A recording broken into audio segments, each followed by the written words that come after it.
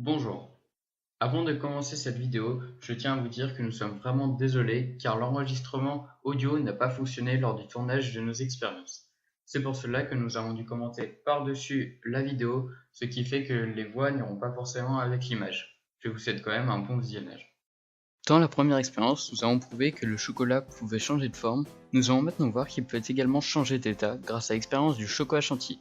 Pour cette expérience, on aura besoin de plusieurs accessoires, notamment un fouet, un micro-ondes, un batteur et de plusieurs récipients. Nous aurons également besoin de 20 centilitres d'eau et de 250 g de chocolat. Dans un premier temps, nous allons couper le chocolat en morceaux et les placer dans le récipient, bien les casser morceau par morceau, qui pourra ensuite les permettre de les faire fondre au micro-ondes.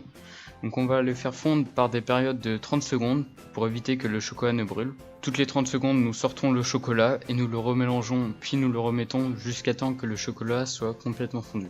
Nous pouvons voir maintenant que le chocolat est totalement fondu.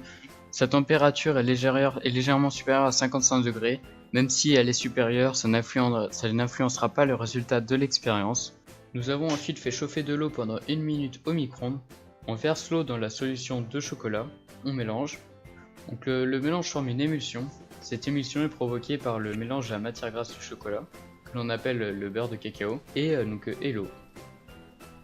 Nous pouvons voir que cette émulsion est assez stable car la solution, on la voit, est très homogène. Cette liaison est possible car le chocolat contient de la lécithine qui est un émulsifiant naturel. Une fois la préparation homogénéisée, nous allons la placer dans un récipient contenant un lit de glace.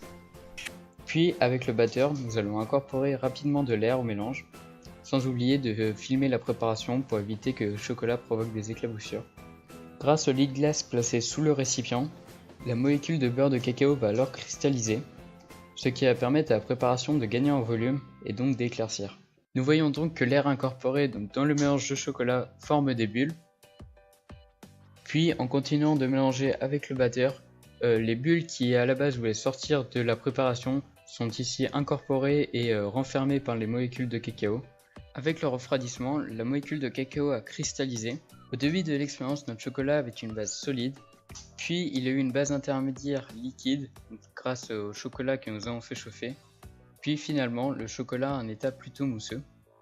Grâce à l'incorporation de l'air et au refroidissement, le chocolat a augmenté de volume et s'est donc éclairci. On est passé d'un chocolat plutôt noir à un chocolat marron clair.